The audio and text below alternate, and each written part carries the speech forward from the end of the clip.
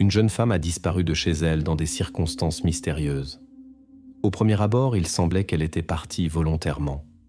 Cependant, au cours de l'enquête, des détails extrêmement troublants ont été mis au jour. Pendant longtemps, son sort est resté un mystère, jusqu'à ce que les enquêteurs découvrent enfin la vérité. Mais cela ne s'est avéré être que le prélude à une histoire beaucoup plus sombre.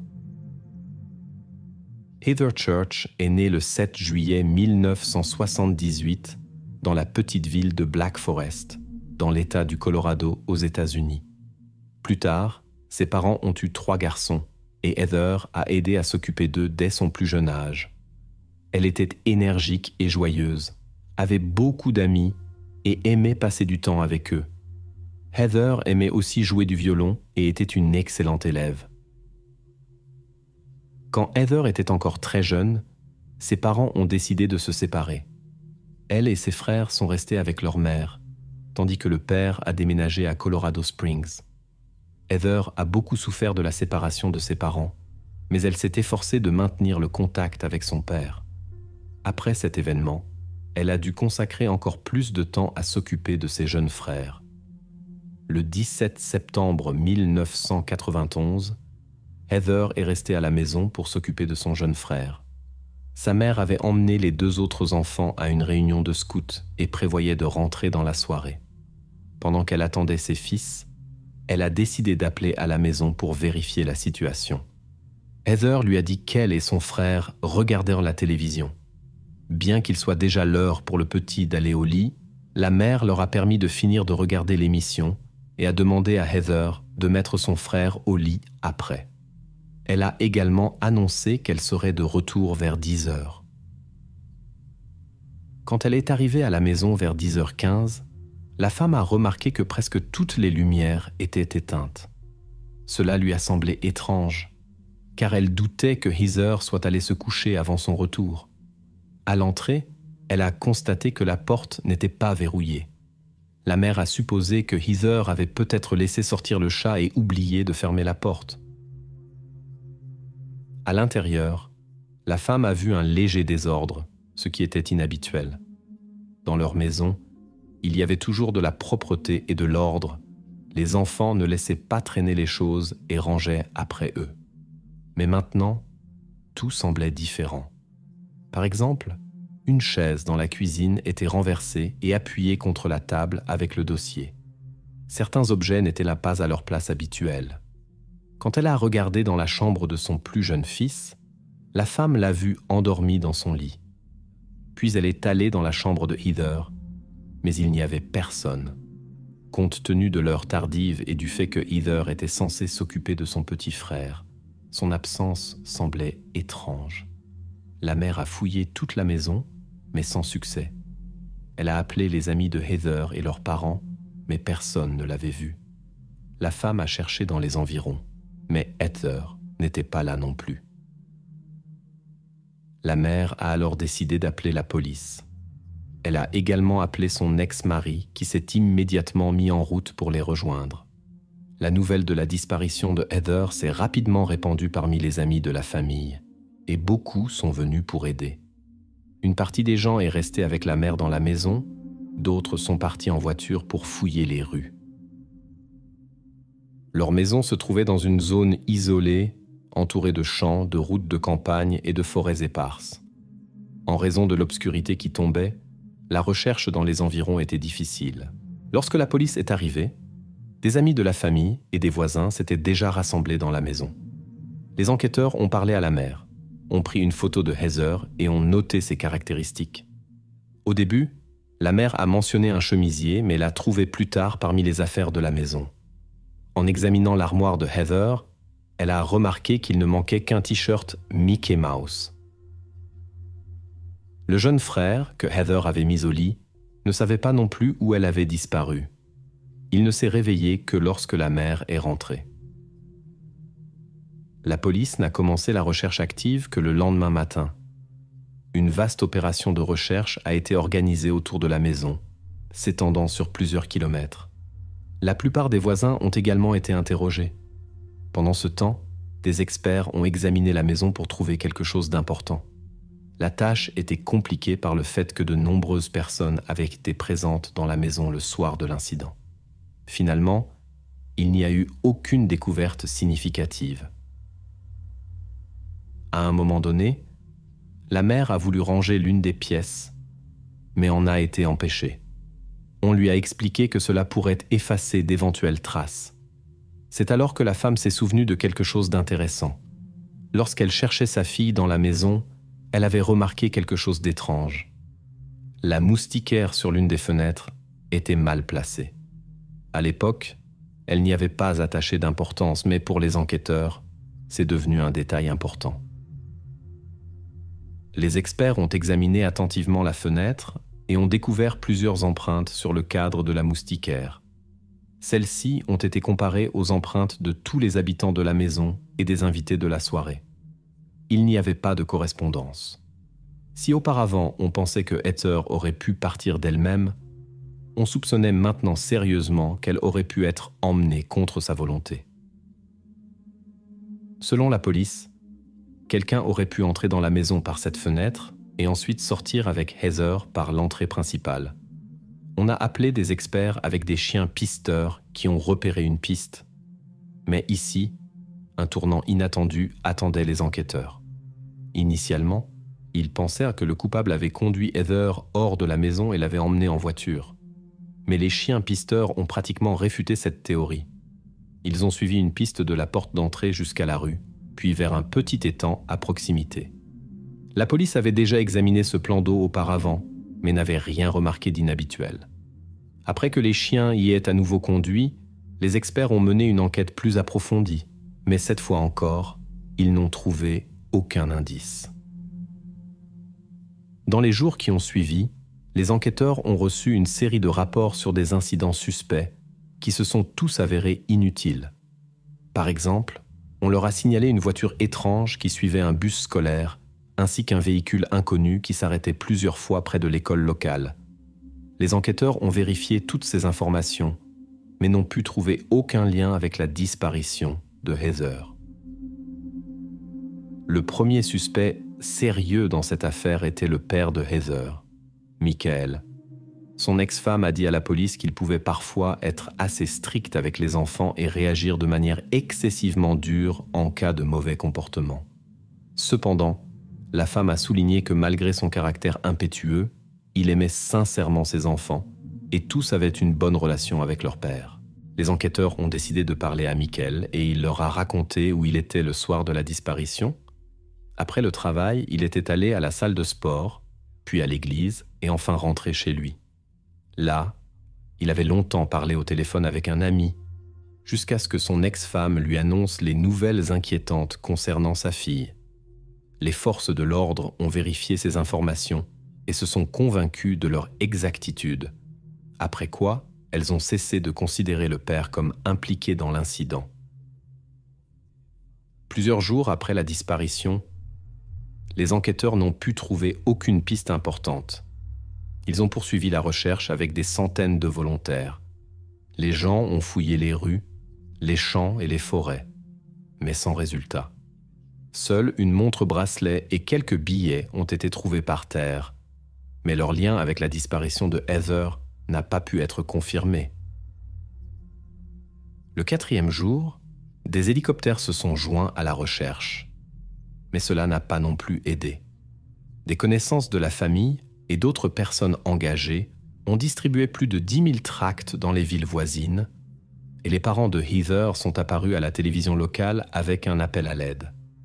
Une connaissance fortunée a même offert une récompense de 10 000 $ pour toute information, mais cela n'a pas donné de résultat. La police a également essayé de trouver des correspondances entre les empreintes digitales trouvées sur la fenêtre et la base de données nationale, mais sans succès. Plus tard, les enquêteurs ont reçu quelques autres indices, mais ils se sont tous avérés être des impasses. Finalement, l'enquête est restée au point mort pendant plusieurs années, jusqu'à ce qu'une percée inattendue se produise le 16 septembre 1993. Un jour, un randonneur qui traversait la forêt à environ 50 km de la maison de Heather a découvert quelque chose d'inquiétant sur le sol. il l'a immédiatement signalé à la police. Les spécialistes arrivés ont rapidement déterminé que la découverte pourrait être liée à une jeune personne. Ils ont recueilli des informations sur les personnes disparues dans la région et sont bientôt tombés sur le cas de Heather Church. Après une comparaison des données, les experts ont obtenu une correspondance exacte. Des enquêtes supplémentaires ont montré que quelque chose de terrible s'était produit, lié à une blessure à la tête. En examinant le site de la découverte, la police a trouvé 2 pyjamas d'enfants. Des photos des vêtements ont été montrées à la mère de Heather, mais elle n'a pas reconnu les affaires de sa fille. Cela a amené les enquêteurs à penser que le coupable pourrait être impliqué dans d'autres incidents. Cependant, cette découverte n'a pas rapproché la police de l'arrestation du malfaiteur. Ils connaissaient maintenant la triste vérité sur le sort de Heather, mais il n'y avait pas de nouvelles pistes. L'enquête s'est à nouveau enlisée pendant 2 ans.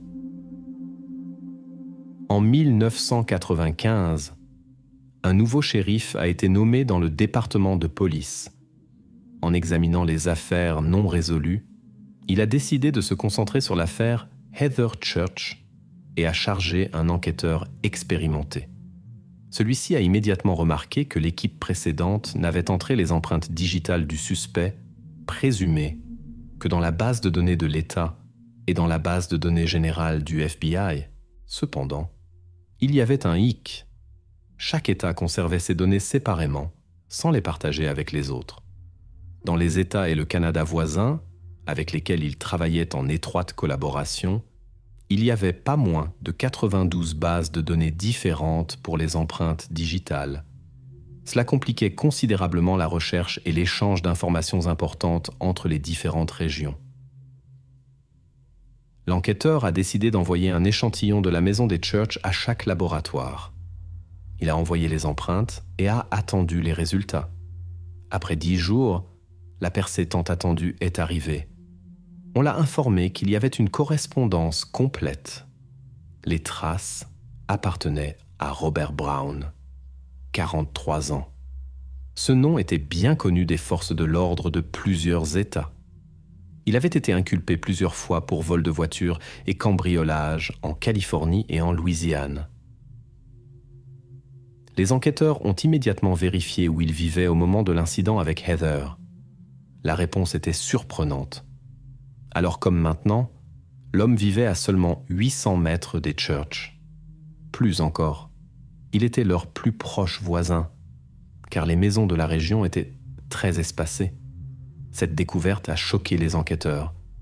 Ils avaient cherché le suspect dans tout le pays, et même au Canada, alors qu'il avait été proche tout ce temps. Le 28 mars, les forces de l'ordre ont commencé à surveiller sa maison. Ils craignaient que l'homme ne se barricade dans la maison, n'ouvre le feu ou ne détruise de possibles preuves. Après un certain temps, il est allé faire des courses en ville, où il a été arrêté. Il est remarquable qu'il se soit comporté très calmement lors de l'arrestation. Même lors de l'interrogatoire, Brown n'a montré aucun signe de nervosité. Lors de l'interrogatoire, il a répondu calmement et a nié avoir jamais été chez les Church. L'homme a également affirmé n'avoir rien à voir avec l'incident. Pendant ce temps, les enquêteurs ont fait des découvertes remarquables dans sa maison. De nombreuses armes à feu et quelques vêtements pour jeunes femmes. De plus, de nombreux bijoux et objets ont été découverts qui, comme on l'a appris plus tard, appartenaient aux résidents de Black Forest. Il s'est avéré que Brown avait cambriolé ses voisins pendant longtemps sans être détecté par la police. En enquêtant sur son passé, les enquêteurs ont découvert des faits intéressants. Robert a grandi dans une grande famille, a abandonné l'école et a rejoint l'armée. Il a passé plus de 6 ans dans l'armée et a été stationné au Vietnam et en Corée du Sud. En 1976, il a été libéré pour consommation de drogue, après quoi il a changé plusieurs emplois discrets dans différents États. L'homme s'était marié 5 fois et chaque mariage s'est terminé par un divorce. Les ex-épouses ont raconté des histoires similaires. Brown était connu pour son irritabilité et son agressivité. La moindre chose pouvait provoquer chez lui une forte colère, ce qui suscitait de sérieuses inquiétudes chez les femmes. C'est pourquoi elles ont toutes divorcé peu après le mariage. Plus les enquêteurs creusaient, plus de faits troublants venaient à la lumière. Lorsque Brown vivait en Louisiane, sa voisine a connu un triste sort dans son appartement. Un cas similaire s'est produit dans un autre État. Pendant son séjour là-bas, une autre voisine a disparu dans des circonstances mystérieuses. À ce moment, les enquêteurs soupçonnaient qu'ils avaient affaire à un criminel sérieux qui avait commis plus d'un crime. À ce moment-là, Brown a été inculpé pour sa participation présumée à la disparition de Heather et attendait son procès en détention provisoire. Bien que ses empreintes digitales aient été trouvées dans la maison des Church, les enquêteurs craignaient que l'homme puisse échapper à la responsabilité de ce qui s'était passé. La défense pourrait présenter l'affaire comme si Brown avait simplement essayé de cambrioler la maison. Compte tenu du manque de preuves directes de son implication dans l'incident avec Heather, une telle version pourrait convaincre le jury. Cependant, le 24 mai, l'avocat de Brown a fait une déclaration inattendue. Brown a accepté de plaider coupable dans l'affaire Heather en échange de la renonciation du procureur à la peine maximale. Compte tenu des circonstances, l'accusation a rapidement accepté cette offre. L'homme a été condamné à la prison à vie, sans possibilité de libération conditionnelle. Selon les termes de l'accord, il devait plaider coupable, mais n'était pas obligé de témoigner. C'est pourquoi les proches de Heather et les enquêteurs n'ont jamais connu les détails de cette soirée-là. Les enquêteurs ont supposé que Brown avait prévu un cambriolage, mais avait rencontré Heather de manière inattendue. Après être entré par la fenêtre, il l'a remarquée et a utilisé la violence, ce qui a conduit à des conséquences tragiques. Ensuite, l'homme aurait pu la sortir par la porte d'entrée et effacer les traces dans la forêt. Mais pour les enquêteurs, ce n'était que le début. Compte tenu du passé de Brown et des incidents mystérieux avec ses voisines, ils ont continué à chercher des liens avec d'autres affaires non résolues. Ce n'était pas facile, car il n'y avait pas de preuves directes. Après quelques années, les enquêteurs ont reçu une aide inattendue. Brown a commencé à leur écrire lui-même depuis la prison. La première lettre est arrivée le 17 mars 2000. Au début, les enquêteurs pensaient que c'était une blague. Le message était plein d'énigmes et de phrases étranges. Mais bientôt, ils y ont soupçonné un sens caché. Brown a laissé entendre que les enquêteurs avaient manqué cette occasion en or, et ils ont supposé qu'il s'agissait d'autres affaires non résolues. Suite à cela, l'un des enquêteurs a lui-même écrit à Brown et a bientôt reçu une réponse. Dans son nouveau message, Brown utilisait des expressions voilées. Il a écrit que les enquêteurs n'avaient marqué qu'un point, tandis que lui-même en avait 48 sur son compte. Les enquêteurs ont été bouleversés lorsqu'ils ont deviné de quoi il s'agissait. La lettre était accompagnée d'une carte marquant 9 États et 48 points. Les enquêteurs ont supposé que Brown faisait ainsi allusion au lieu de ses méfaits. Le problème était qu'il était impossible de trouver des victimes à partir de ce dessin. Brown a continué à envoyer des lettres avec de nouvelles allusions. Parfois, il mentionnait même des villes spécifiques où il avait commis ses actes, et les enquêteurs y ont effectivement trouvé des incidents non résolus. Cela a continué pendant plusieurs années, et les enquêteurs ont établi une liste approximative d'épisodes possibles. Dans 9 cas, ils étaient presque certains que Brown était impliqué, mais ne pouvaient trouver aucune preuve. Les lettres non plus ne pouvaient pas être utilisées comme preuve, car toutes les formulations étaient vagues et sans détails concrets. Les enquêteurs ont fait tout leur possible pour prouver au moins un épisode afin de garder Brown derrière les barreaux de manière garantie. Bien que les conditions de sa détention ne prévoyaient pas de libération conditionnelle, il lui restait quand même une échappatoire. Ses défenseurs pouvaient en faire appel. Si le tribunal acceptait cet appel, l'homme pourrait être libéré, Mais une deuxième peine pour un délit grave excluait cette possibilité. En examinant la correspondance de Brown, les enquêteurs sont tombés sur une histoire de Colorado Springs. Aucun nom n'était mentionné, mais l'année 1987 était indiquée. Les enquêteurs ont décidé d'aborder l'affaire différemment. Ne trouvant pas d'incident correspondant, ils ont commencé à examiner les plaintes pour vol de voiture compte tenu du passé de Brown. Parmi les plaintes, l'une a particulièrement attiré leur attention. Le propriétaire avait signalé un vol, mais la voiture avait été retrouvée peu après sur le parking d'un supermarché. Il s'est avéré que Robert y avait travaillé comme caissier cette année-là. Les enquêteurs ont rendu visite au propriétaire de la voiture et lui ont demandé si quelqu'un de son entourage avait disparu en 87. Étonnamment, cela a conduit à un résultat. L'homme a raconté que sa femme avait disparu avec la voiture. Elle n'avait pas été retrouvée. C'est pourquoi l'affaire n'avait pas été classée comme un incident grave. La police pensait qu'elle aurait pu partir volontairement. La jeune femme s'appelait Rocio Sperry. Elle était très jeune, mais les lois locales lui permettaient de se marier. Elle s'était mariée peu avant sa disparition le 10 novembre 1997.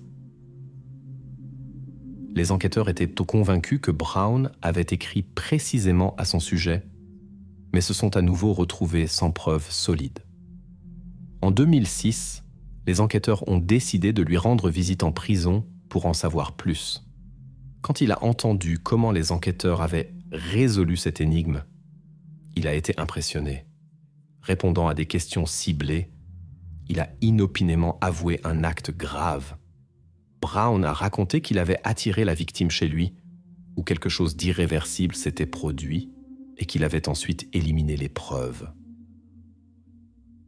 En juillet 2006, il a officiellement plaidé coupable dans l'affaire Rocio Sperry, pour laquelle il a reçu une autre peine de prison à vie.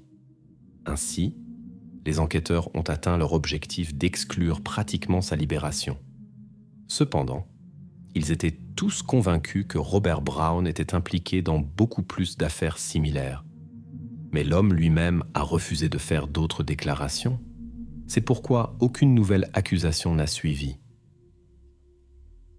Les enquêteurs ne comprenaient pas tout à fait pourquoi il avait avoué 2 affaires, alors que ses chances devant le tribunal n'étaient pas mauvaises.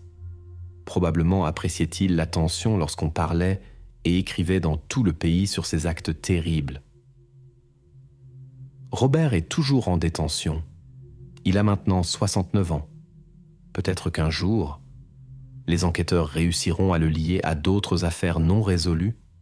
Si sa déclaration sur 48 victimes est vraie, il pourrait être l'un des criminels les plus dangereux du monde. Cependant, les enquêteurs admettent qu'il a peut-être inventé une partie des histoires juste pour attirer l'attention.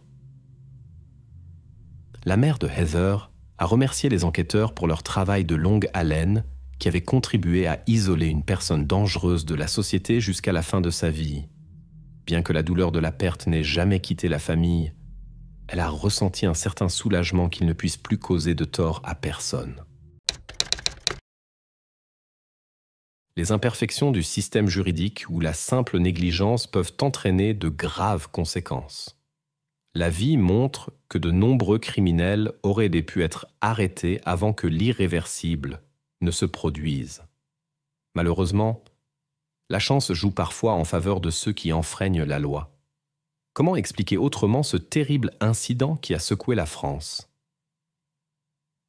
L'histoire en question a bouleversé la vie tranquille du collège Sévenol.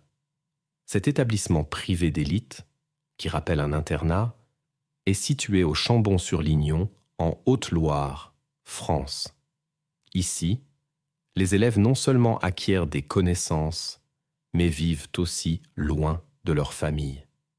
La ville où se trouve le collège est une petite commune d'environ 2000 habitants. Le collège Sévenol était un point d'attraction pour les locaux.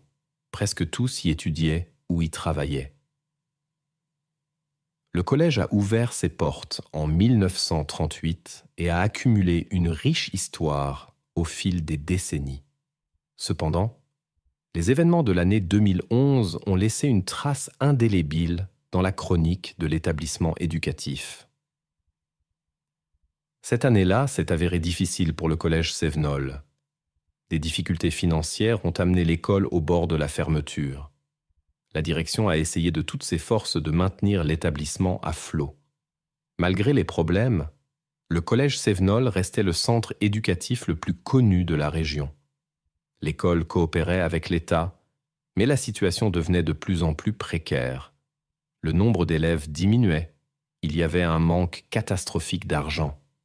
Pour survivre, il fallait réduire les frais de scolarité et admettre presque tous les candidats, sans prêter une attention particulière aux résultats. Les élèves se trouvaient dans une situation précaire et risquaient de ne pas obtenir leur diplôme. Cela a provoqué une vague d'inquiétude parmi les familles. Au milieu de ces événements, Agnès Marin, âgée de 13 ans, a été transférée d'une autre école au collège Sevenol. Ses parents, Frédéric et Paola, étaient inquiets de l'influence de son ancien environnement sur leur fille. Dans l'école parisienne, Agnès s'était liée à des fréquentations douteuses. Les professeurs critiquaient son comportement et le bulletin scolaire laissait à désirer. Cependant, Agnès n'était en aucun cas une adolescente sans espoir.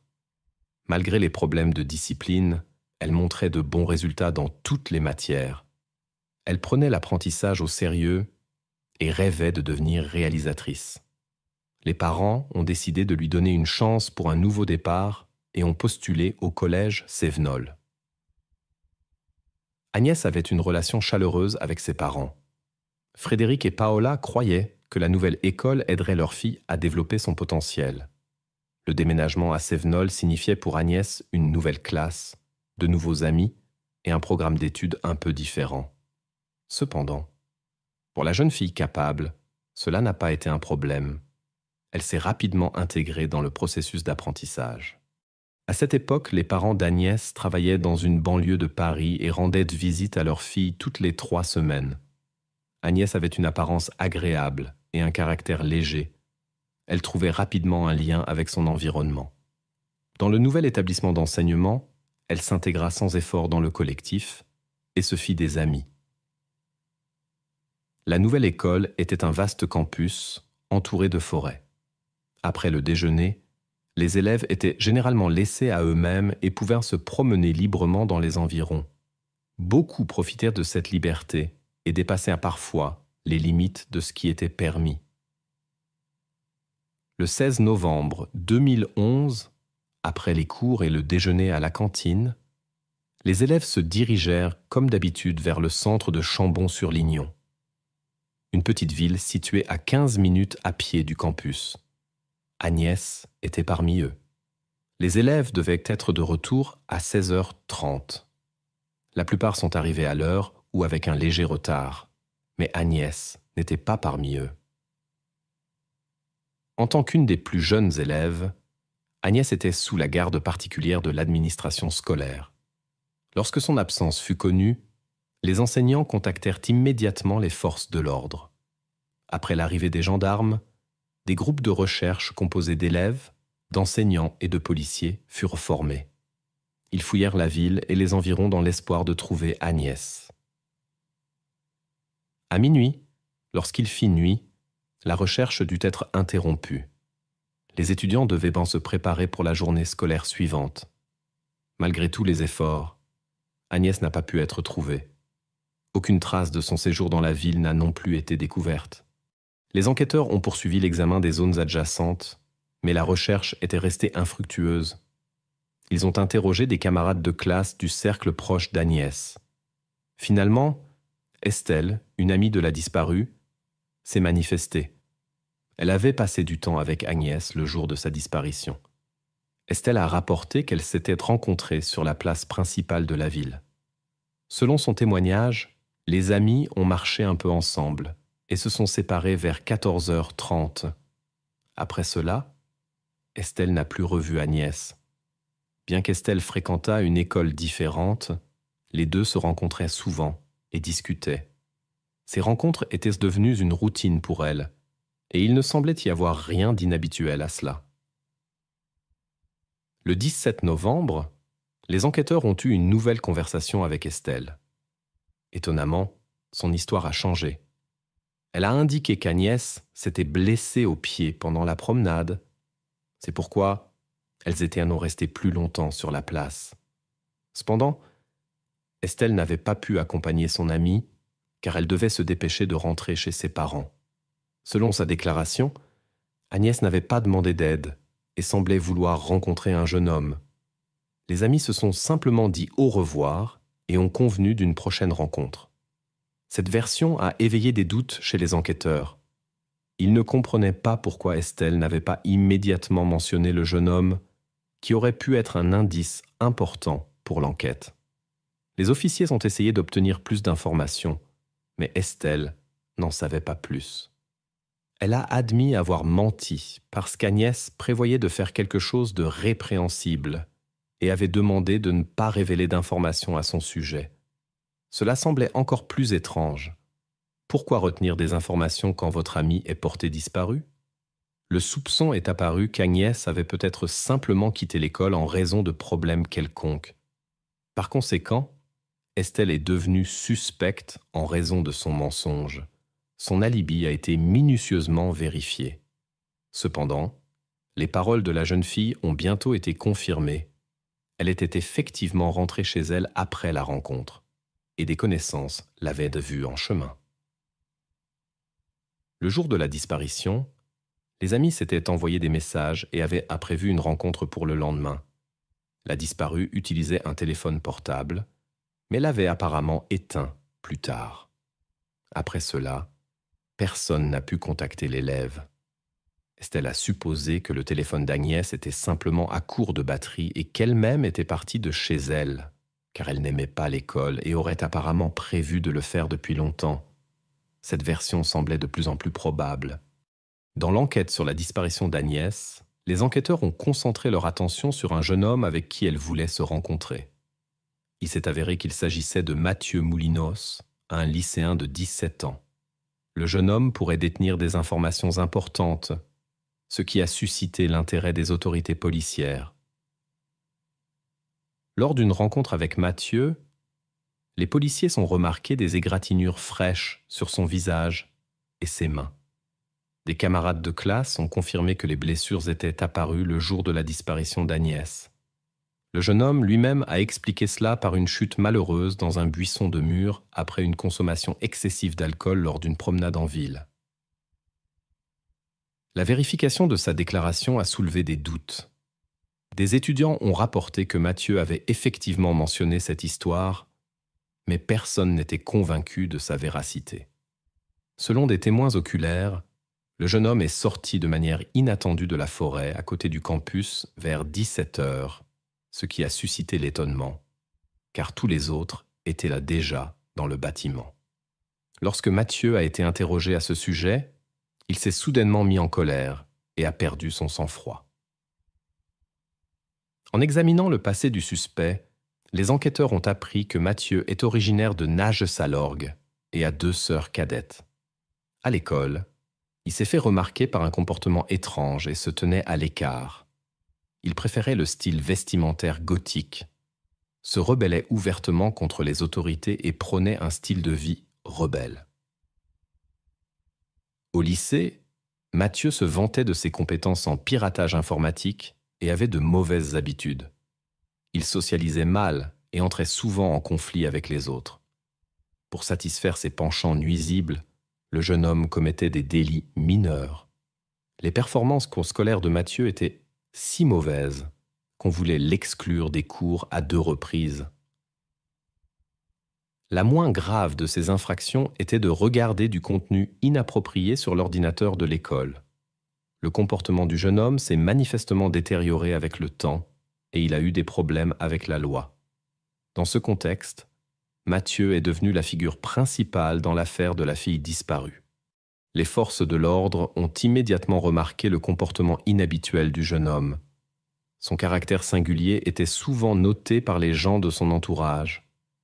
Mathieu fréquentait l'école depuis l'automne 2010. Les week-ends, Il rendait souvent visite à ses proches dans la maison familiale de la vieille ville. Le lycéen avait une petite amie parmi les élèves, et ils aimaient à passer du temps avec des amis sur la côte sud de la France. Le jeune homme s'intéressait aux jeux vidéo, avait des habitudes malsaines et était familier avec les boissons alcoolisées. Beaucoup remarquaient que le comportement de Mathieu devenait imprévisible sous leur influence. Néanmoins, il continuait à consommer et apportait même des substances interdites à l'école. Le garçon était considéré comme un élève difficile, avait des problèmes de discipline, mais se tenait à l'écart des cercles douteux. Peut-être vivait-il simplement la puberté de manière plus intense que les autres. La façon de communiquer de Mathieu a éveillé les soupçons des gendarmes. Ils ont senti un manque de sincérité dans ses réponses et ont décidé d'avoir une conversation plus détaillée, passant progressivement aux questions sur la disparition d'Agnès. Le jeune homme a admis l'avoir vue la veille de sa disparition, mais a affirmé que c'était une rencontre fugace dans les couloirs du campus. Selon ses dires, ils s'étaient simplement salués. Mathieu a raconté qu'il avait prévu une rencontre avec sa petite amie ce jour-là. Il a nié toute implication dans la disparition de sa camarade de classe, mais malgré son apparente conviction, il a été décidé de le retenir jusqu'à ce que les circonstances soient éclaircies. À ce moment-là, les parents de la disparue étaient arrivés dans la ville. Ils ont commencé à chercher leur fille. On parlait à la presse et distribuait des avis avec ses photos. Frédéric et Paula ont interrogé de nombreux passants, mais n'ont pu obtenir rien de substantiel. Selon les parents, malgré ses récents problèmes de comportement, Agnès n'avait pas tendance à fuguer. Au contraire, elle était une fille casanière et ne serait jamais partie sans prévenir.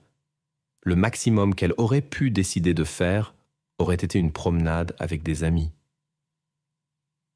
Si elle était vraiment partie d'elle-même, il aurait dû y avoir des traces. Elle aurait été captée par les caméras de surveillance aux sorties de la ville, où l'un des témoins occasionnels aurait pu se souvenir de la fille, mais pour une raison quelconque, elle est restée inaperçue pour tous. Malheureusement, tous ces efforts de recherche n'ont produit aucun résultat. Les enquêtes ont pris de l'ampleur et attiré de plus en plus l'attention du public. Les forces de l'ordre ont activement interrogé les témoins oculaires potentiels, les amis proches d'Agnès disparue et son environnement scolaire. Pendant que Mathieu était sous surveillance, sa chambre dans la résidence étudiante a été minutieusement fouillée. On y a trouvé des vêtements suspicieusement souillés. Certains témoins ont affirmé avoir vu le jeune homme porter ses vêtements le jour de la disparition d'Agnès. Mathieu a expliqué la saleté sur ses vêtements et les égratignures sur son visage et ses mains en disant qu'il était tombé dans un buisson épineux. Cependant, ses blessures ressemblaient davantage à des marques d'autodéfense. Les vêtements ont été envoyés pour examen et le suspect lui-même a été convoqué pour un nouvel interrogatoire. De manière inattendue, l'histoire de Mathieu a commencé à changer. Il a admis avoir effectivement rencontré Agnès ce jour-là et qu'ils avaient marché ensemble pendant un moment dans la forêt près du collège. Mathieu a affirmé qu'après avoir pris certaines substances, il avait perdu le contrôle et était tombé dans un buisson de ronces, et quand il avait repris conscience, Agnès n'était plus là. Il l'aurait prétendument cherchée pendant un certain temps, mais sans succès, puis serait retourné sur le campus. Cependant, le résultat de l'analyse a réfuté ces paroles. Aucune trace de substance n'a été trouvée. Confronté à de nouvelles questions, Mathieu a de nouveau changé son témoignage et a maintenant dit qu'Agnès était aussi tombée dans les épines. Mais la fin de l'histoire restait la même. Il s'était évanoui et à son réveil, n'avait pas trouvé son ami et était retourné au collège. L'avocat de Mathieu a suggéré de mener une expérience d'enquête sur les lieux du crime, mais le jeune homme a refusé. Suite à cela, les enquêteurs se sont eux-mêmes rendus dans la forêt, s'appuyant sur les descriptions de Mathieu et les témoignages des témoins. Des opérations de recherche à grande échelle ont été organisées avec l'utilisation d'hélicoptères, de plongeurs et de chiens spécialement entraînés. Les résultats de la recherche ont été choquants pour toutes les personnes impliquées. Jusqu'au dernier moment, il y avait l'espoir de trouver Agnès indemne. Au lieu de cela, Agnès a été retrouvée dans la forêt dans un état très grave. Ses vêtements étaient partiellement endommagés, manifestement pas par une chute dans des buissons. Tout indiquait que quelque chose de terrible s'était produit. Les parents ont été immédiatement informés de l'issue défavorable de la recherche. Tandis que les autorités policières retournaient au bureau pour poursuivre les procédures, Agnès a été confiée à des professionnels médicaux pour un examen approfondi. Il était temps d'obtenir des explications du suspect. Il n'y avait plus de doute sur l'implication de Mathieu. En fait, le jeune homme n'a pas particulièrement résisté. Face aux preuves irréfutables trouvées, il a assez rapidement avoué sa culpabilité. On lui a d'abord demandé les raisons de l'état extérieur d'Agnès Marin affecté. Selon ses déclarations, il a utilisé une bombe aérosol qu'il avait sur lui immédiatement après l'incident.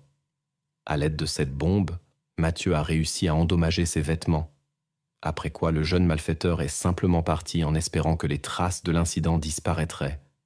Mais heureusement, ses attentes ne se sont pas réalisées.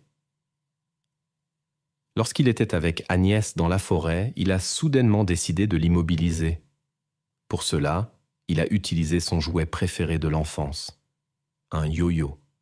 C'est alors que la lutte a commencé, au cours de laquelle Agnès a laissé des égratignures sur le visage et les mains de l'agresseur. Mais il était nettement plus grand, plus âgé et plus fort. Il a donc pu prendre le contrôle de la situation sans effort. Il est remarquable que le jeune homme ait emporté le même yo-yo qu'il avait utilisé dans la forêt et ait joué insouciamment avec pendant qu'il faisait sa déclaration. Mathieu s'amusait avec le jouet tout en répondant aux questions des enquêteurs. Après l'examen par les experts médicaux, des détails encore plus inquiétants de cet incident ont été mis au jour. Pendant la commission de l'acte, Mathieu n'a pas du tout pensé à la décence. Après des actions inappropriées, il a décidé d'éliminer définitivement sa cible. De plus, des particules de peau du lycéen ont été trouvées sous les ongles d'Agnès, en qui elle avait imprudemment fait confiance. Il n'y avait plus de doute. Mathieu était le coupable de cette tragédie. Agnès a trouvé son dernier repos à Paris le 26 novembre 2011. De nombreuses personnes en deuil sont venues soutenir la famille en cette journée difficile. Il s'est avéré que Mathieu avait déjà eu des démêlés avec la loi auparavant. En août 2010, un incident avec sa connaissance Julie, âgée de 15 ans, du Gard, avait été enquêté. Pendant longtemps, il s'était fait passer pour son ami, cachant ses véritables intentions. Un jour, Mathieu a attiré Julie dans la forêt sous prétexte de rembourser une dette. Il s'était préparé à l'avance et avait apporté les choses nécessaires de chez lui. Julie se trouvait dans une situation dangereuse. Mais heureusement, sa mère a appelé à temps, comme si elle avait pressenti quelque chose de mal. L'appel a effrayé Mathieu et il a laissé partir Julie. Julie a tout raconté à la police et le jeune homme a été arrêté. Lors de l'interrogatoire, il a essayé de susciter la compassion en pleurant. Julie était convaincue que sans cet appel, les conséquences auraient pu être bien pires. Malgré la gravité de la situation, Mathieu a échappé à une peine sévère. Il a passé 4 mois en détention provisoire et a été examiné par 4 psychiatres. L'un d'eux a conclu que le jeune homme ne représentait pas un danger pour la société. Sur cette base, le juge l'a libéré à condition qu'il suive une thérapie et déménage dans une autre région. La famille de Mathieu a fait de grands efforts pour permettre sa libération et son éducation supplémentaire. Ils ont contacté environ 20 établissements d'enseignement et ont reçu des refus partout, jusqu'à ce qu'ils arrivent finalement au collège où Agnès étudierait plus tard. Étonnamment, cet établissement, qui enseignait principalement à des filles âgées de 13 à 17 ans, a admis un jeune homme avec un tel passé. Le directeur du collège a affirmé qu'il n'avait pas le droit de fouiller dans le passé des élèves et qu'il n'avait reçu aucun avertissement des forces de l'ordre. Plus tard au tribunal, il a admis qu'il connaissait les problèmes de Mathieu, mais qu'il n'était pas entré dans les détails. Le père du garçon a parlé personnellement au directeur et l'a assuré que les problèmes antérieurs étaient liés à une séparation malheureuse et à une fausse accusation d'une ex-petite amie. Le directeur a cru cette version. Les enquêteurs soupçonnaient que l'admission de Mathieu à l'école pourrait être liée à des difficultés financières de l'établissement. Pour chaque élève, le collège recevait 13 000 € par an, et il semblait que l'administration était plus intéressée par le nombre d'élèves que par leur fiabilité. Toute la situation semblait incroyable et soulevait de nombreuses questions sur le système éducatif et la sécurité des élèves. Le procès judiciaire contre Mathieu a suscité d'intenses discussions dans la société. Les parents du jeune homme, la direction de l'université et les autorités judiciaires se sont retrouvés au centre de l'attention publique. La législation du pays prévoit un format fermé pour les audiences des mineurs accusés de délits graves. La famille de la victime a insisté pour une ouverture partielle de la procédure afin d'attirer l'attention sur le problème et d'identifier les véritables coupables de la situation. Bien que Mathieu n'ait été qu'à un peu plus d'un mois de sa majorité, la loi est la loi, et la défense a exercé son droit de demander une audience à huis clos. Finalement, la demande d'audience, partiellement publique, a été rejetée. Fait intéressant, le psychiatre qui avait précédemment évalué le jeune homme comme inoffensif après l'incident avec la première jeune femme n'avait jamais travaillé avec des délinquants ni sur des cas liés à des sujets sensibles. En fait, c'était un débutant sans les qualifications nécessaires pour une évaluation complète de l'état du patient. D'autres experts impliqués dans l'évaluation ont remarqué l'inadéquation du comportement de Mathieu. Ses actions semblaient imprévisibles et potentiellement dangereuses. L'étudiant montrait une indifférence totale face à ce qui s'était passé, n'exprimait aucun remords et ignorait les tentatives des spécialistes d'établir un contact. Il se comportait souvent de manière agressive envers les experts et les effrayait même en perdant soudainement le contrôle. Il semblait manquer totalement d'empathie, ce qu'il admettait lui-même. Selon le jeune homme, il ressentait à plusieurs reprises une certaine impulsion qui le poussait à commettre des actes illégaux. La première jeune femme a été victime d'une telle impulsion. Plus tard, Agnès connaîtrait le même sort. Après l'incident, Mathieu a subi un examen psychiatrique approfondi. Les spécialistes lui ont diagnostiqué un trouble paranoïaque et schizoïde. Les experts ont déterminé qu'il pourrait représenter un grave danger pour les autres, mais ont reconnu sa capacité à comprendre ses actes et à comparaître devant le tribunal. Compte tenu du jeune âge de Mathieu au moment de l'incident, il a été initialement supposé que l'affaire serait jugée en tenant compte de circonstances atténuantes. Cependant, en raison de la gravité de l'acte, il a été décidé de le juger comme un adulte. Le 28 juin 2013, le tribunal a rendu son verdict. Mathieu a reçu la peine la plus sévère possible pour ses actes contre Julie et Agnès. C'était seulement le deuxième cas dans l'histoire du pays où un mineur recevait une peine aussi sévère. L'avocat de Mathieu n'était pas d'accord avec la décision du tribunal, notamment parce que son client n'avait pas reçu le traitement nécessaire malgré le diagnostic.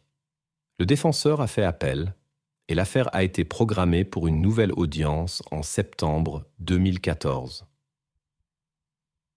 La deuxième audience s'est avérée encore plus éprouvante pour les proches d'Agnès, principalement en raison du comportement de Mathieu lui-même. Cette fois, il parlait beaucoup plus fréquemment et avec plus d'assurance. Aucun remords n'était perceptible dans ses paroles. Il semblait prendre plaisir à la souffrance de la famille, forcée de revivre les événements. Mathieu a décrit les événements dans les moindres détails et a avoué qu'il avait toujours aimé observer la souffrance des autres. L'accusé a expliqué qu'après l'incident avec Agnès, il était resté longtemps dans un état d'euphorie et avait ressenti une pulsion pour des actes similaires. Il est devenu évident que Mathieu aurait pu continuer s'il n'avait pas été arrêté. Face à ces déclarations, le jury a confirmé la sentence initiale. L'avocat a de nouveau tenté de faire appel de la sentence, la jugeant excessivement sévère. Cependant, cet appel a été rejeté. Le 7 février 2014, la famille Agnès a déposé une plainte contre l'État, l'accusant de négligence grave.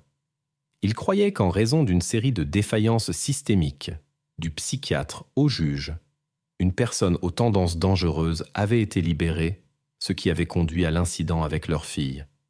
De plus, aucun des impliqués n'avait été tenu responsable de manière adéquate. La Cour suprême de Paris a examiné l'affaire et a statué en faveur de la famille de la victime. Une indemnisation de 185 000 € a été fixée pour la négligence commise.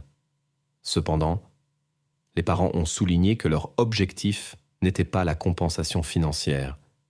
Ils cherchaient à attirer l'attention sur les imperfections du système judiciaire et d'application de la loi dans l'espoir d'impulser sa réforme. Le collège Savinol a cessé ses activités en 2014. En fait, l'établissement a fait faillite, en grande partie à cause du scandale lié à l'admission d'un élève potentiellement dangereux. La situation de la famille Mathieu était compliquée dès le début. Au moment de l'incident, ils n'avaient pas la responsabilité civile de lui. De plus, il s'est avéré que le père du jeune homme avait joué un rôle important dans sa libération et son admission au collège. La famille s'est retrouvée sous la pression de l'opinion publique. Beaucoup croyaient que ce qui s'était passé était le résultat de leur protection, ce qui avait conduit aux conséquences tragiques. On supposait que les parents auraient dû faciliter un traitement obligatoire pour leur fils dans un établissement spécialisé, puis organiser une surveillance constante pour le jeune qu'ils avaient libéré.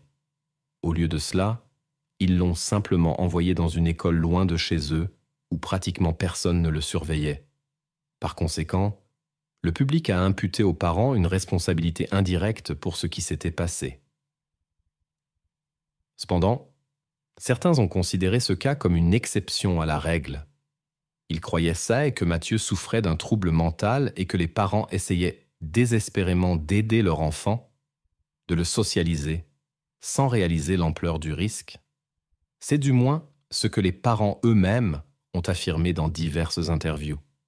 Ils sont apparus sur presque toutes les chaînes de télévision populaires de France et ont activement utilisé divers médias. La mère et le père de Mathieu ont même écrit un livre sur la vie de leur famille. Ils y ont raconté que leur fils, jusqu'à aujourd'hui, ne ressent aucun remords pour ses actions. La jeune femme a disparu sur le chemin entre l'arrêt de bus et sa maison. Les forces de l'ordre ont commencé les recherches, supposant qu'il s'agirait d'une affaire simple. À la surprise générale, cependant, cette affaire est devenue l'une des histoires les plus complexes et sensationnelles de l'histoire criminelle britannique. Bien que l'enquête ait été officiellement close assez rapidement, les conséquences continuent de susciter de vifs débats jusqu'à aujourd'hui.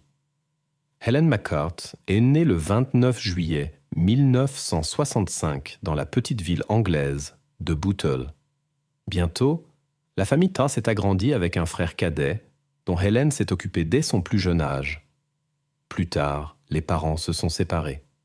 La mère d'Helen a fondé une nouvelle famille et ils ont déménagé dans le paisible village de Billinge près de la ville. Billinge était connu pour sa tranquillité. Les incidents graves y étaient rares. Les habitants se connaissaient bien et se sentaient en sécurité.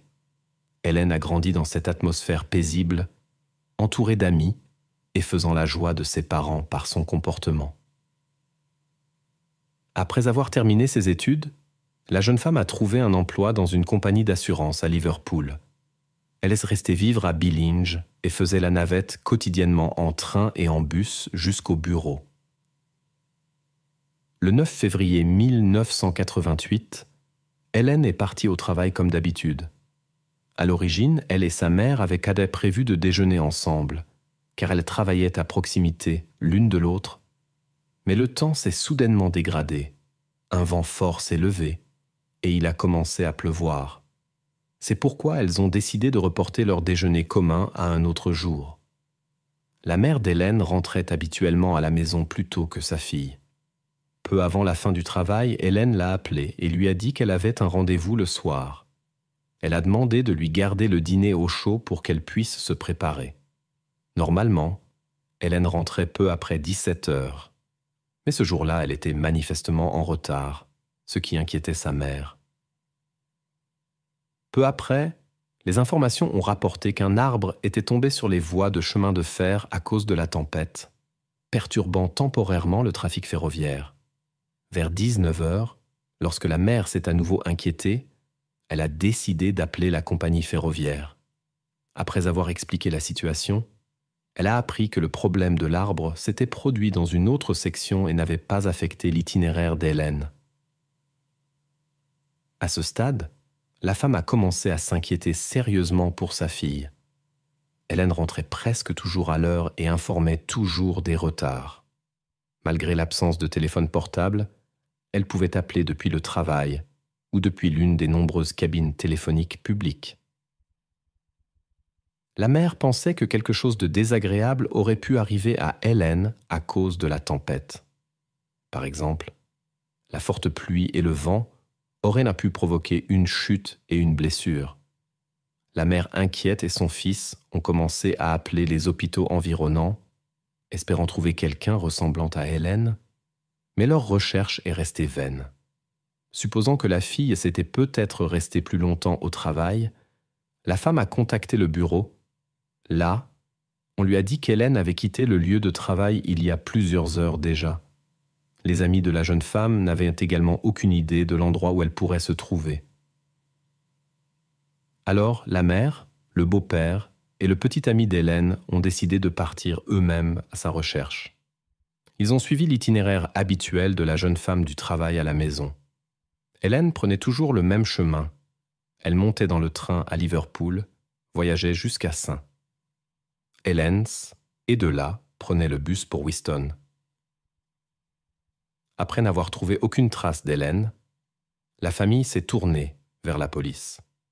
Les agents ont immédiatement informé leurs collègues à Liverpool et dans les environs et ont diffusé une description de la disparue, mais la recherche est restée sans résultat. Le lendemain matin, alors qu'Hélène n'était toujours pas apparue et ne s'était pas manifestée, les policiers ont commencé à reconstituer son itinéraire et le déroulement de la soirée.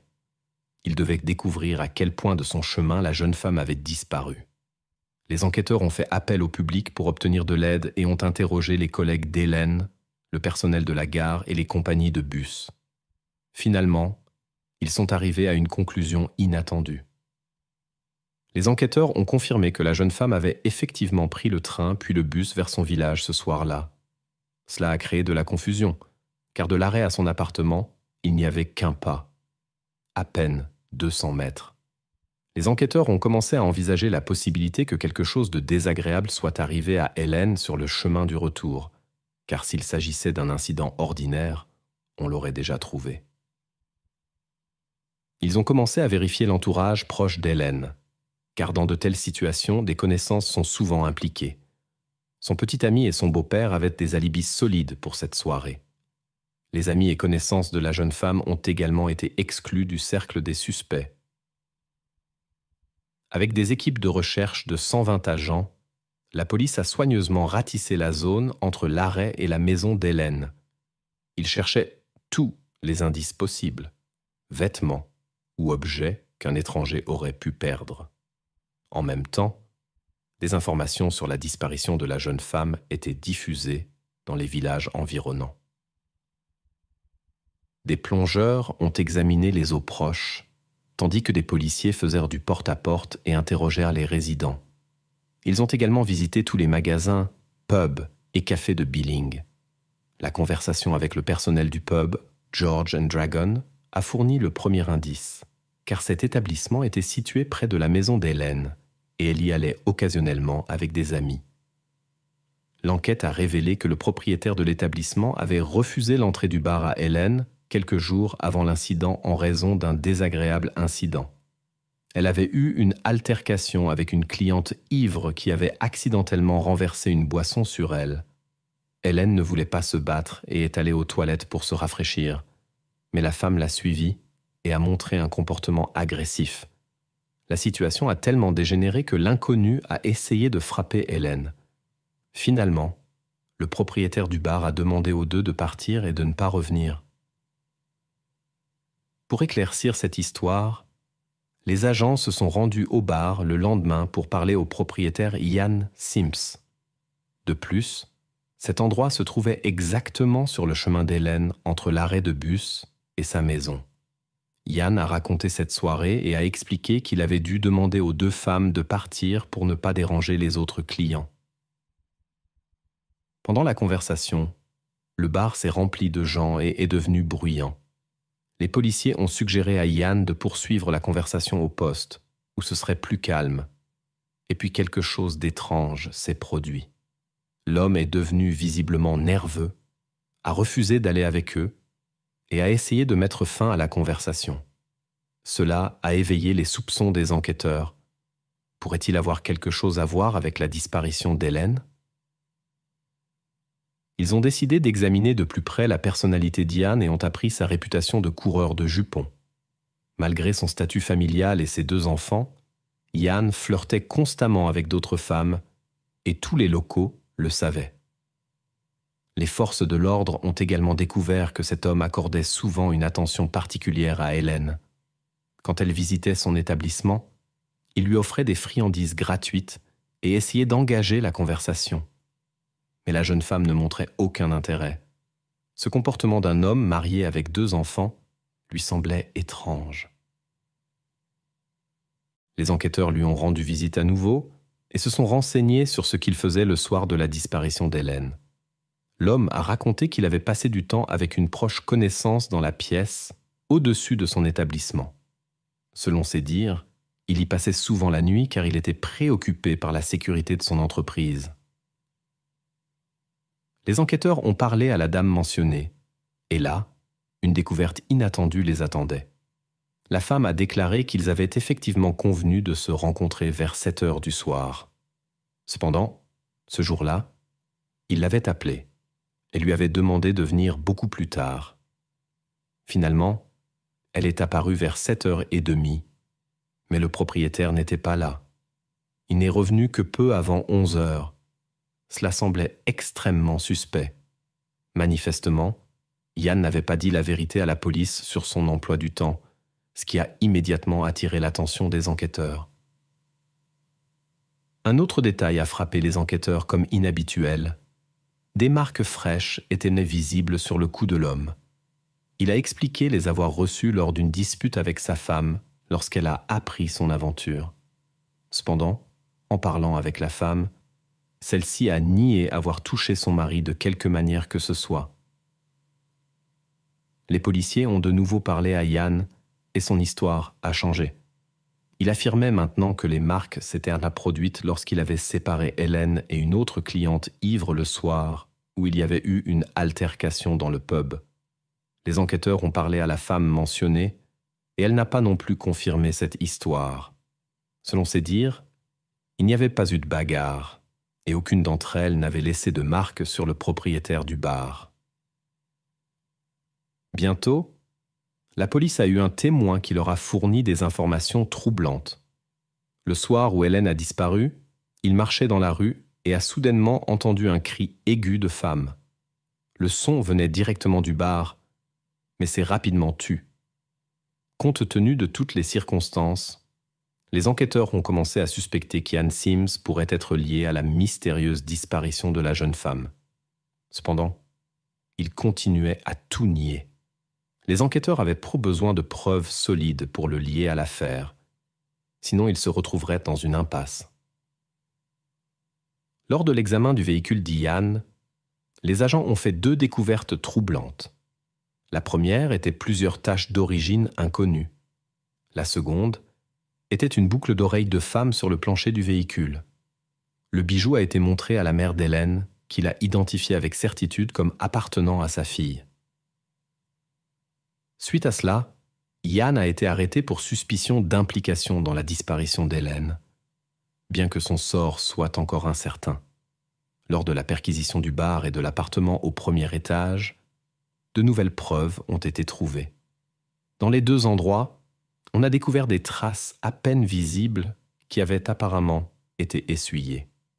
Sur l'une de ces taches, les experts ont trouvé une empreinte digitale d'Ian. Dans l'appartement, on a également trouvé la partie manquante de la boucle d'oreille trouvée dans la voiture.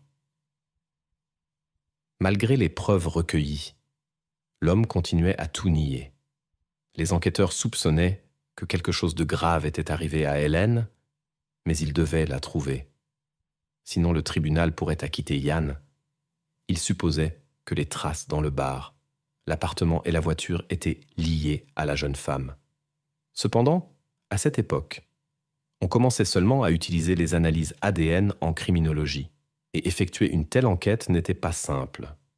Ian lui-même affirmait que les traces provenaient de son chien qui s'était blessé à la patte. Pour faire avancer l'enquête, les enquêteurs ont fait appel au public et ont demandé de l'aide pour une recherche plus étendue. Plus de 2000 personnes se sont portées volontaires, y compris des locaux et des résidents des communautés voisines.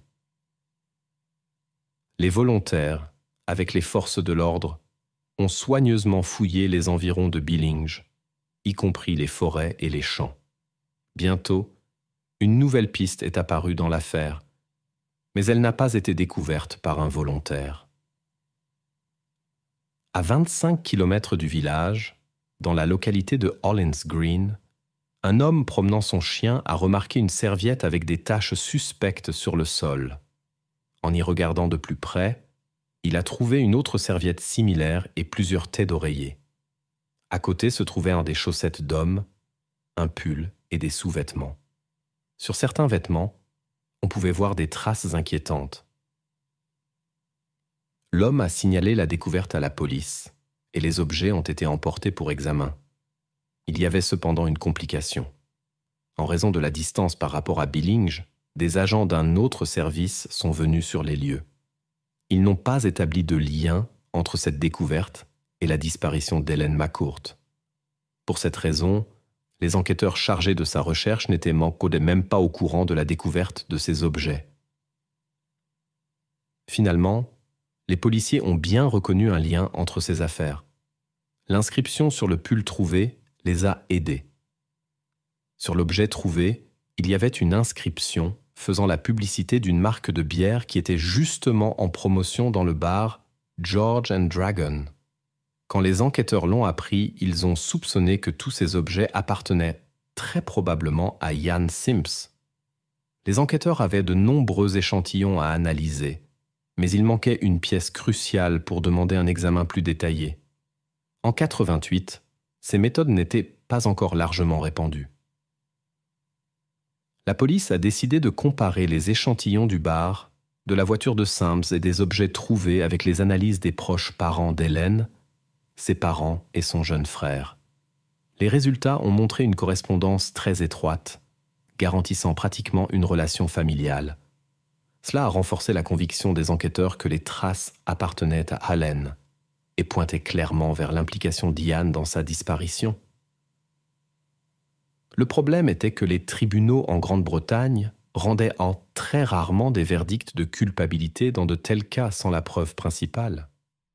Aussi graves que soient les preuves, aux yeux de la justice, il restait toujours la plus infime possibilité que la personne disparue puisse être encore en vie. La police espérait recueillir plus d'informations contre Ian et a interrogé tous ses contacts. Une conversation avec la femme de ménage du bar a révélé un nouvel épisode suspect. La femme a rapporté que le matin après la disparition d'Helen, elle était venue travailler comme d'habitude pour nettoyer les locaux. À sa surprise, la femme a trouvé le propriétaire en train de faire un nettoyage en profondeur. Il frottait vigoureusement les sols, les murs et les tables, et apparemment, il était occupé à cela depuis un bon moment. Ce qui était étrange dans cette situation, c'est que cela ne s'était jamais produit auparavant. Normalement, l'homme dormait encore dans son appartement à l'étage quand la femme de ménage arrivait pour le service du matin. À la question étonnée sur la raison de cette soudaine propreté, Ian a expliqué que son chien avait supposément fait un désordre. Un autre témoin a rapporté aux forces de l'ordre que cette nuit-là, en passant devant le bar, il avait entendu le bruit d'un aspirateur en marche. Les forces de l'ordre soupçonnaient qu'Ian avait passé toute la nuit à essayer d'effacer des traces, mais n'y était pas complètement parvenu. Malgré l'accumulation de faits suspects, l'affaire n'était toujours pas portée devant les tribunaux. Les enquêteurs ont poursuivi la recherche de la disparue, mais même les opérations à grande échelle n'ont pas donné de résultats. 1 mois plus tard, un nouvel indice est apparu. Un passant qui se promenait au bord de la rivière, à environ 30 km de Billings, a remarqué un sac à main de femme dans l'herbe. En regardant à l'intérieur, il a trouvé des documents au nom d'Helen McCart.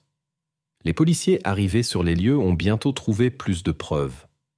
À proximité, ils ont découvert des vêtements dans lesquels la jeune femme avait été vue le jour de sa disparition, ainsi que la deuxième boucle d'oreille qui correspondait à celle trouvée dans la voiture d'Ian. Cependant, les investigations ultérieures ont conduit les enquêteurs à une découverte encore plus troublante. À proximité, on a découvert une pelote de câble dans laquelle étaient emmêlées des mèches de cheveux. L'analyse en laboratoire a confirmé qu'elles appartenaient à Helen McCart. En examinant le sac de la jeune femme, les enquêteurs ont trouvé un reçu d'une pharmacie à St. Helens. Il s'est avéré qu'Hélène y avait fait des achats le soir où elle a été vue pour la dernière fois, peu avant de prendre le bus pour Billings. Les policiers ont trouvé tous les articles achetés à côté du sac à main, à l'exception d'une brosse à dents. Curieusement, l'article d'hygiène manquant n'a pas été trouvé à 30 km du village, où se trouvait le sac à main, mais dans le bar d'Ian Sams, où les enquêteurs poursuivaient leur examen minutieux. Là, ils ont également réussi à trouver une barrette que la mère d'Hélène a identifiée comme celle que la jeune femme avait utilisée pour aller au travail ce matin-là. Dans le bar, une autre preuve importante a été trouvée. Une mèche de cheveux de femme, dont l'appartenance à Hélène a été confirmée par une analyse. Néanmoins, les enquêteurs ont continué à chercher de nouveaux indices et ont envoyé les vêtements trouvés de la jeune femme pour examen. Les experts y ont découvert des fibres de tapis identiques à celles du bar George and Dragon.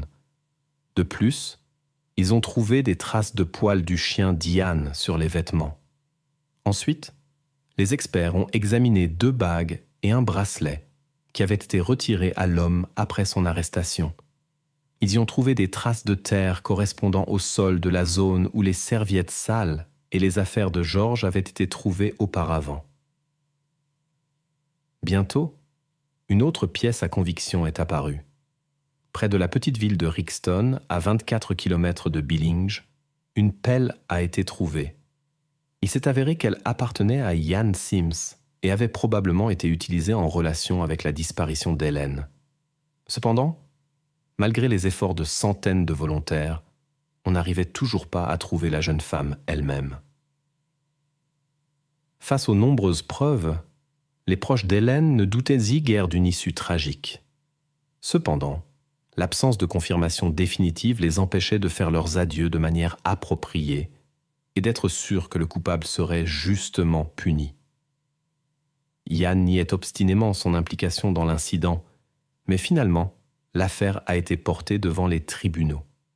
Les audiences ont commencé 1 an après la disparition d'Hélène, en février 1989. C'était l'une des premières affaires en Grande-Bretagne où l'on tentait de tenir quelqu'un pour responsable sans que la personne disparue n'ait été retrouvée. Par conséquent, malgré les preuves impressionnantes, l'accusation doutait du succès. Selon leur version, Hélène est descendue du bus ce soir-là et a pris son chemin habituel vers la maison. En passant devant le pub George and Dragon, elle a attiré l'attention d'Ian Sims, qui a entamé une conversation sous un prétexte quelconque. Peut-être l'homme voulait-il discuter de l'incident à cause duquel il lui avait interdit de fréquenter son établissement. Les enquêteurs ont supposé qu'Ian aurait pu proposer à Hélène de résoudre le conflit et de lever l'interdiction du pub. Compte tenu du fait que c'était presque le seul endroit à Billinge qu'Hélène pouvait visiter avec ses amis, elle était intéressée par la résolution du problème. Apparemment, l'homme l'a invitée dans l'établissement, qui n'avait plus de clients à ce moment-là. Peu après, quelque chose d'inattendu s'est produit, ce qui est confirmé par le témoignage d'un passant fortuit. Un cri féminin lui est parvenu, qui s'est rapidement tu. Après la rencontre avec Hélène, Ian a utilisé un morceau de câble électrique et l'a emmené dans son appartement au 2e étage. Là, quelque chose de désagréable s'est peut-être produit, après quoi il a attendu jusqu'à l'aube et a emmené Hélène dans la voiture. L'homme l'a conduite loin de Billing et l'a cachée, puis a distribué ses affaires, ses propres vêtements et d'autres objets dans divers endroits isolés. Il y avait plusieurs suppositions sur ses motivations. La première était de nature personnelle. D'après les rapports de nombreux témoins, les enquêteurs savaient qu'Ian avait montré à plusieurs reprises de l'intérêt pour la jeune femme, mais qu'elle l'avait toujours repoussé. Peut-être a-t-il vu ce soir-là une chance de mettre en œuvre ses intentions malsaines. La deuxième supposition était que pendant leur conversation, un malentendu était survenu et qu'il lui avait fait du mal dans un accès de colère. Il n'est pas exclu que lui et Hélène aient commencé à se disputer et qu'elle ait menacé de parler à sa femme de ses tentatives constantes d'approche. Mais cette version semblait moins crédible. Après que l'accusation eut présenté son cas devant le tribunal, ce fut au tour d'Ian. Il continuait à proclamer son innocence totale et à présenter sa version, et ce fut l'une des apparitions les plus inhabituelles d'une personne accusée d'un crime aussi grave. L'homme a affirmé que quelqu'un l'avait piégé. Quelqu'un était entré dans son bar, avait mis ses vêtements, avait attiré Hélène là-bas et lui avait fait du mal, puis l'avait chargée dans la voiture d'Ian et cachée dans un endroit inconnu en utilisant les propres outils d'Ian. Ensuite, le malfaiteur aurait ramené la voiture au bar et aurait disparu, laissant le propriétaire innocent du pub sous suspicion. De telles déclarations étranges n'ont fait que renforcer la conviction du jury qu'Ian était impliqué dans l'incident. Son histoire semblait totalement incroyable. Peut-être a-t-il décidé, face à la probabilité d'une sentence sévère, de se moquer du système judiciaire et des proches d'Hélène. Finalement, Ian a été reconnu coupable le 14 mars de la même année. Il a été condamné à la prison à vie avec la possibilité de demander une libération conditionnelle au plus tôt après 16 ans. Malheureusement, les épreuves pour les proches d'Hélène ne se sont pas terminées là. Les forces de l'ordre et les volontaires ont poursuivi la recherche, mais sans succès. 3 ans après le verdict, la mère de la jeune femme a envoyé une lettre à Ian. Elle l'implorait de lui dire où se trouvait sa fille. Après un certain temps, une réponse est arrivée, mais elle ne contenait que des insultes et des menaces. Ian a promis de se venger de la femme dès sa sortie de prison. Il a fait appel à plusieurs reprises, mais tous ont été rejetés. Ce n'est qu'en 2004, alors qu'Ian avait déjà passé 15 ans derrière les barreaux, que l'un des appels a été accepté et l'affaire a été renvoyée pour révision. Cependant, cette décision ne s'est en aucun cas avérée en sa faveur. L'analyse moderne du matériel génétique a permis aux experts d'examiner les preuves et d'arriver à une conclusion définitive sur l'implication d'Ian dans l'incident. Suite à la révision de l'affaire, sa durée d'emprisonnement s'est en fait prolongée. Après 16 ans, Ian a tenté plusieurs fois d'obtenir une libération conditionnelle, mais toutes ses demandes ont été rejetées. Entre-temps, les proches d'Hélène n'ont pas abandonné leurs efforts pour connaître son sort. En 2015, la mère de la jeune femme a lancé une campagne publique pour modifier la législation en vigueur. Elle a proposé de priver les condamnés du droit à la libération conditionnelle tant qu'ils ne révèlent pas l'emplacement de la personne disparue. La femme a communiqué activement avec les médias, s'est adressée à la première ministre Theresa May et a organisé une pétition soutenue par des centaines de milliers de personnes. Grâce à ces efforts, l'affaire a été discutée au Parlement et au début, les politiciens ont évalué positivement la possibilité d'adopter une telle loi. Cependant, le processus s'est prolongé et l'initiative a été reportée à plusieurs reprises. Tous ces retards ont conduit à ce qu'Ian Sims obtienne finalement une libération conditionnelle en novembre 2019 après 30 ans d'emprisonnement. Ce fut un coup dur pour la famille d'Helen, car ils avaient pratiquement perdu l'espoir de connaître son sort. 3 mois après la décision, Ian Sims, âgé de 63 ans, a été libéré et est retourné à une vie normale. Malheureusement, son temps en liberté a été de courte durée. Fin juin 2022, l'homme est décédé des suites d'une maladie, sans avoir révélé le secret du sort d'Helen. La mère de la jeune femme, toujours pleine de détermination, ne perd pas espoir. Maintenant, elle espère qu'Ian aurait pu partager des informations avec l'un de ses codétenus. De plus, elle continue à se battre pour l'adoption d'une loi qui empêcherait la libération conditionnelle des condamnés s'ils refusent de révéler l'emplacement des personnes disparues. Ainsi, l'histoire d'Helen McCourt s'étend sur des décennies, bien que l'affaire elle-même ait été résolue en très peu de temps.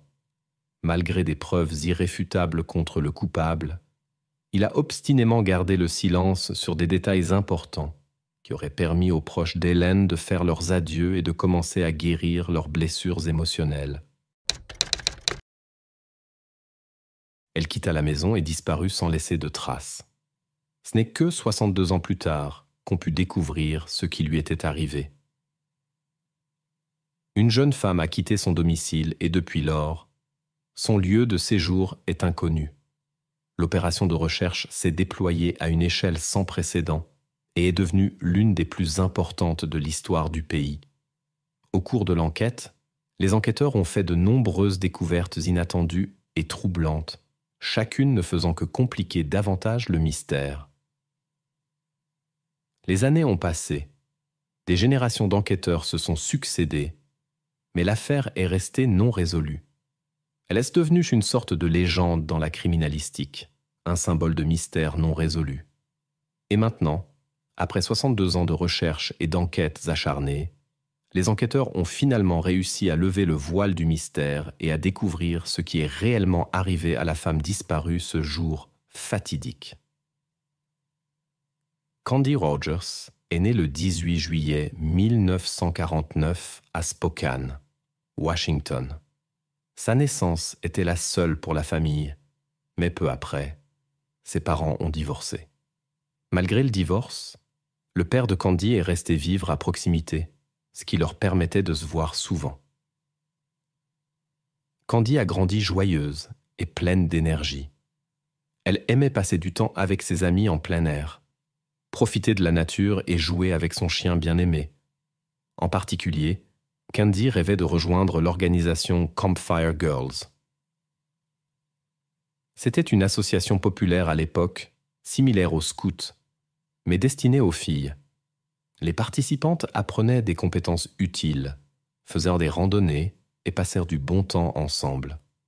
En 1959, lorsque Candy a eu 9 ans, son rêve s'est enfin réalisé.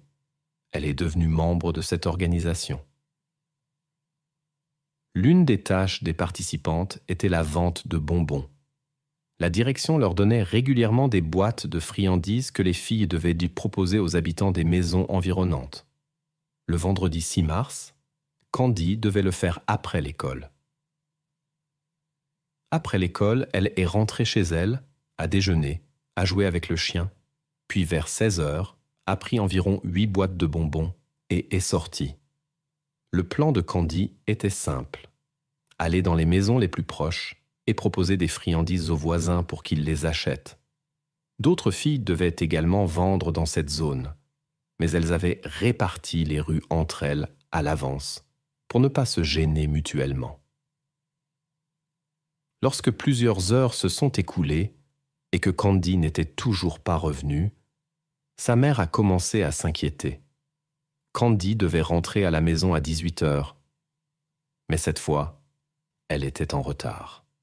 Compte tenu du fait qu'il commençait déjà à faire sombre dehors, la mère inquiète a décidé de partir à la recherche de sa fille.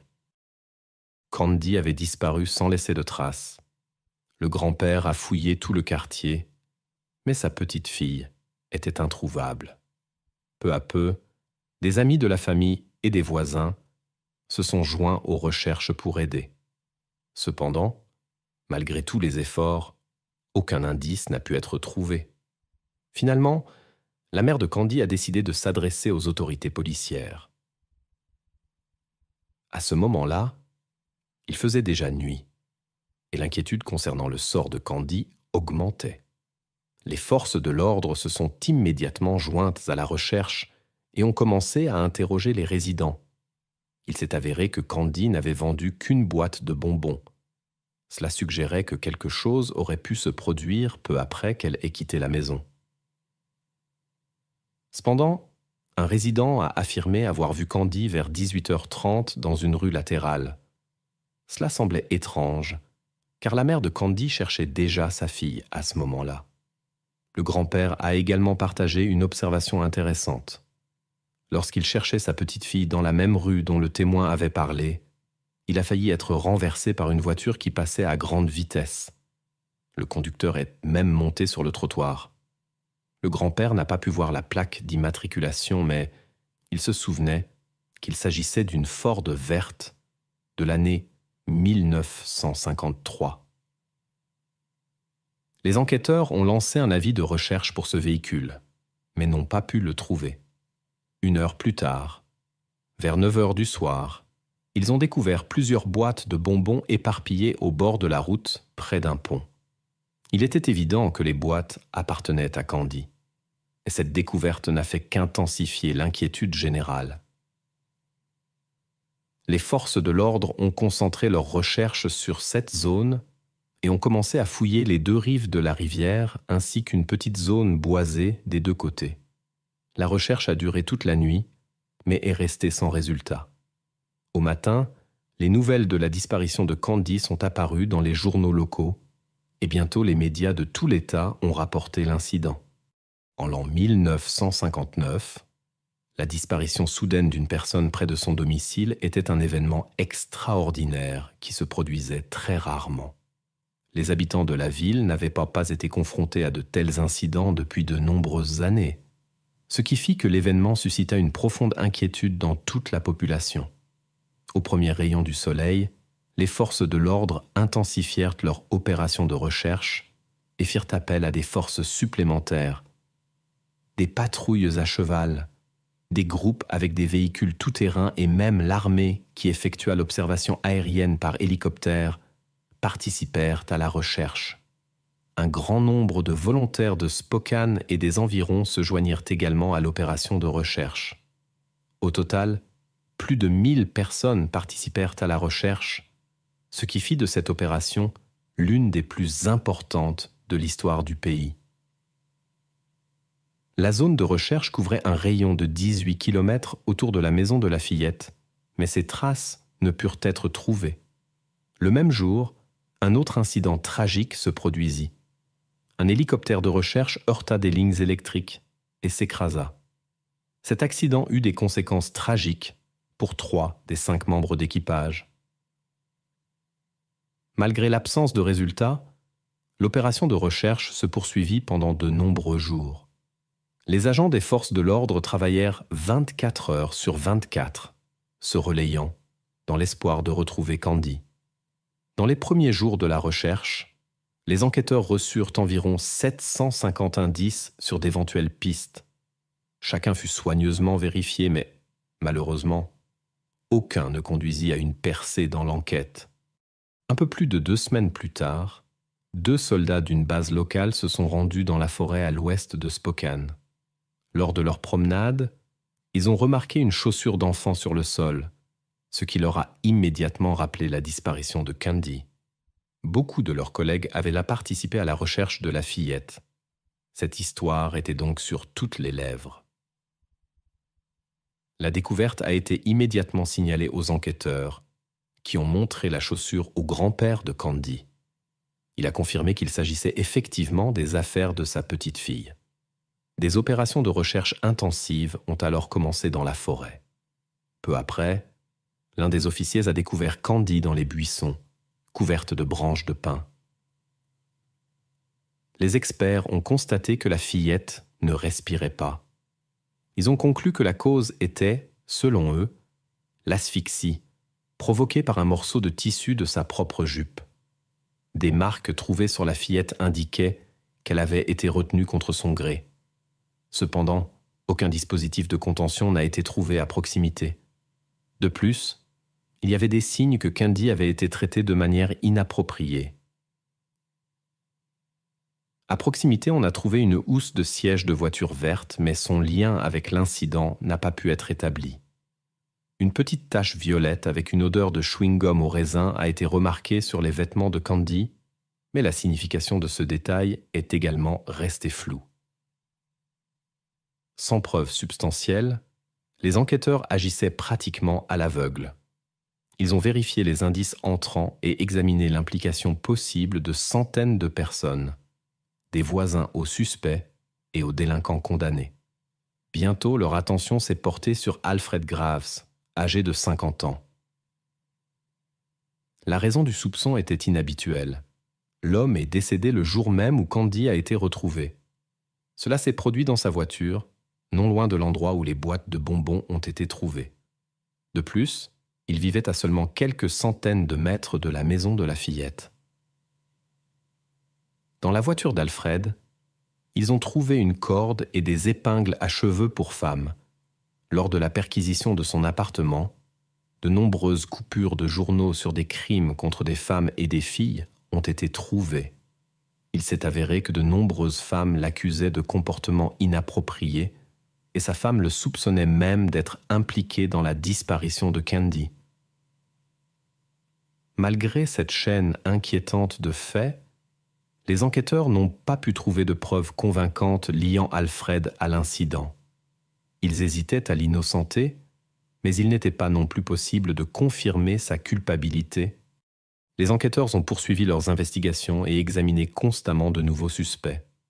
Quelques mois après l'incident, ils avaient une liste impressionnante de noms s'étendant sur plusieurs pages. Les autorités ont minutieusement examiné chacun d'entre eux, mais à chaque fois, elles n'ont pas trouvé de preuves convaincantes d'implication. Plus tard, une autre personne a attiré l'attention des enquêteurs, Hugues Morse, qui a été arrêté en 1961 pour une série de délits. Un détail intéressant était lié à Hugues. Il était connu pour mâcher constamment du chewing-gum au raisin. Rappelons-nous, sur les vêtements de Candy, on a trouvé quelque chose qui ressemblait à du chewing-gum, précisément de ce goût. Une autre raison de le soupçonner était que quelques mois après l'incident avec Candy, 2 cas similaires se sont produits à Spokane. Hugues a commencé à enfreindre la loi dès son jeune âge. Il a été arrêté pour la première fois pour comportement inapproprié envers une femme, mais n'a pas reçu de punition sévère. Il a simplement été renvoyé de l'armée, où il servait à ce moment-là. Après cela, il a commis une série de crimes à Los Angeles, pour lesquels il n'a passé que 6 mois en prison. Après sa libération, il a attiré 2 filles dans un endroit isolé sous prétexte de leur offrir une glace. Là, il a commis des actes illicites, pour lesquels il a de nouveau été arrêté. Étonnamment, il a réussi à éviter une peine de prison. Une commission médicale lui a diagnostiqué un trouble de la personnalité, après quoi, l'homme a été interné dans un établissement psychiatrique fermé. Après 2 ans, les médecins ont décidé qu'il était guéri et l'ont libéré. Hugues a déménagé à Spokane, où il a poursuivi son comportement inadmissible. En novembre 1959, il s'est introduit dans la maison d'une femme de 28 ans et a commis des actes illégaux. 10 mois plus tard, un incident similaire s'est produit avec une femme de 69 ans. Après cela, il a quitté la ville et dans les mois qui ont suivi, il a continué ses actes inappropriés envers les femmes et les filles. Hugues voyagea à travers le pays jusqu'à ce que le FBI s'occupe de lui. Il fut placé sur la liste des 10 personnes les plus recherchées et arrêté peu après. Le tribunal le condamna à plusieurs peines de prison à perpétuité et Hugh fit une tentative désespérée pour mettre fin à son tourment en prison. Mais les médecins purent le sauver. Les enquêteurs de l'affaire Candy lui rendirent visite à plusieurs reprises. Mais Hugh nia toute implication. Il se soumit même à un test de détecteur de mensonges qui montra sa sincérité. Cependant, de tels tests ne sont pas fiables et n'ont pas de valeur juridique. Étant donné le passé de Hugh et sa présence à Spokane à l'époque, il resta le principal suspect. Néanmoins, il n'y avait aucune preuve contre lui. L'attention se porte également sur Howard Barnett, âgé de 49 ans. En février 1960, il fut arrêté pour suspicion de comportement inapproprié envers une mineure. Quelques jours plus tard, un incident tragique impliquant Howard se produisit dans une cellule du commissariat de Spokane. Auparavant, il avait laissé un message sur le mur « J'ai commis un péché devant le Seigneur ». Son épouse, qui n'apprit l'arrestation qu'après l'incident, demanda au policier si cela avait un rapport avec cette fille, faisant référence à Candy. Les enquêteurs commencèrent à vérifier, mais ne trouvèrent aucune preuve. Néanmoins, Howard resta sur la liste des suspects, en partie parce qu'il vivait dans le voisinage de la disparue. Pendant des années, la police poursuivit l'enquête, recueillant de nouvelles informations et vérifiant d'autres suspects.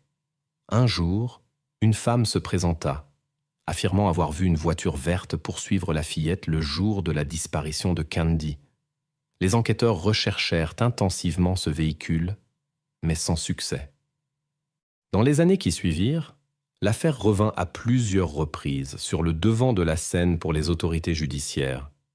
Mais chaque fois, les enquêtes aboutissaient à une impasse. Fait intéressant, les enquêteurs ont dû non seulement chercher de nouveaux indices, mais aussi éclaircir de fausses confessions.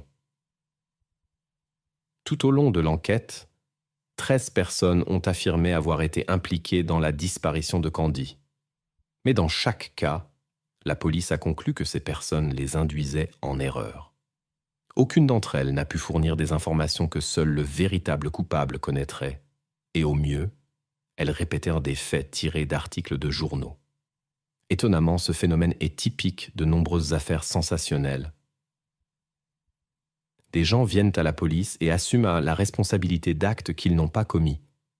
Au cours de l'enquête, de nombreux enquêteurs ont changé au sein du service de police, et chacun d'entre eux espérait être celui qui résoudrait cette énigme. L'affaire Candy est devenue l'une des plus discutées et des plus mystérieuses, non seulement dans leur ville, mais dans tout l'État. Cet incident a affecté la vie de nombreuses personnes. Avant cet événement, les parents n'hésitaient ni la pas à laisser leurs enfants jouer seuls. Mais après l'incident, beaucoup ont reconsidéré leur attitude envers la sécurité. Au début des années 2000, l'enquête a été rouverte et un nouvel enquêteur a décidé d'utiliser des technologies modernes. Heureusement, en 1959, les policiers avaient sans à faux correctement collecté et conservé toutes les preuves, de sorte que les experts ont pu découvrir des traces d'un homme sur les vêtements de Candy. Compte tenu du long stockage, l'analyse était extrêmement difficile.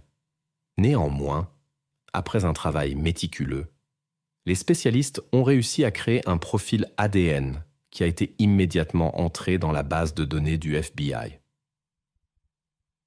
Malheureusement, aucune correspondance n'a été trouvée.